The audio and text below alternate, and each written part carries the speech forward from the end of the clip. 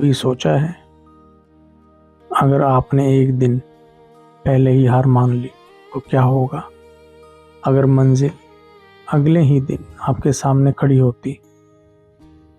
जिंदगी में कुछ ऐसे किस्से होते हैं जो हमें बताते हैं कि हार असल में जीत का दूसरा नाम है।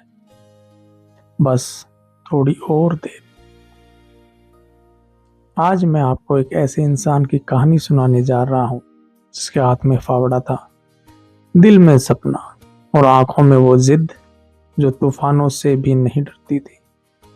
उसका नाम था रामू।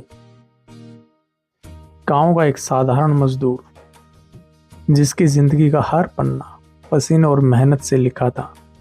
एक दिन किसी ने उसे बताया, पहाड़ के उस पार सोना दबा है।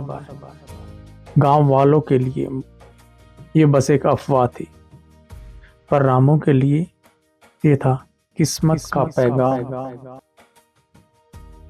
सुबह की ओस भी पत्तों पर सो रही थी जब रामू ने फावड़ा उठाया और पहाड़ की गोद में पहला वार किया। पहला दिन चूर चूर पत्थर, दूसरा दिन चारों तरफ बिखरी हुई धूल।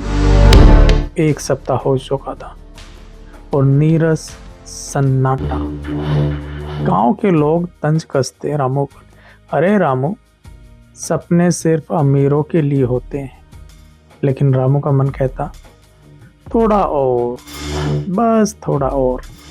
दिन बीतते गए, उसके हाथों की लकीरें छिल गई, पीठ झुक गई, उम्मीद भी थक गई थी। फिर भी उसका फावड़ा चलता रहा। और फिर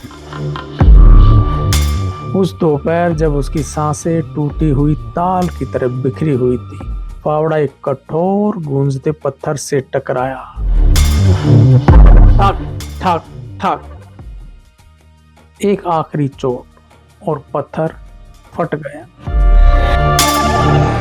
अंदर से सोने की तेज रोशनी ऐसे फटी जैसे अंधेरी रात में अचानक किसी ने दीपक जला दिया। रामू की आंखें भर आई। उसने हथेलियों में वो सोना उठाया और मन ही मन कहा, अगर मैं एक बार पहले हार मान लेता तो आज ये सोना किसी और की किस्मत में होता। दोस्तों, जिंदगी की सबसे बड़ी जीतें अक्सर हमारी थकान की आखिरी सीमा के पार होती है। बस एक और कोशिश और मंजिल सामने होती है। तो आओ, अगली बार जब थक जाओ तो याद रखना, शायद अगली चोट तुम्हारी आखिरी चोट हो।